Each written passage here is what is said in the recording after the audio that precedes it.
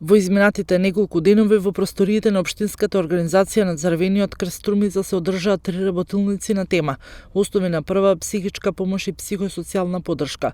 Во работилницата беа вклучени личните асистенти на лицата со попреченост.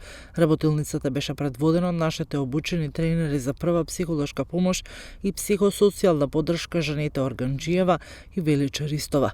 Целта на оваа обука беше личните асистенти да се изградат во ментално силни даватели на услуги, кои може да бидат од подадена рака на лицата со попреченост, како и да се запознаат со основните принципи на првата психолошка поддршка и пружење на истите во секојдневните итни и хуманитарни ситуации на корисници кои користат услугата лична асистенција за лица со попреченост.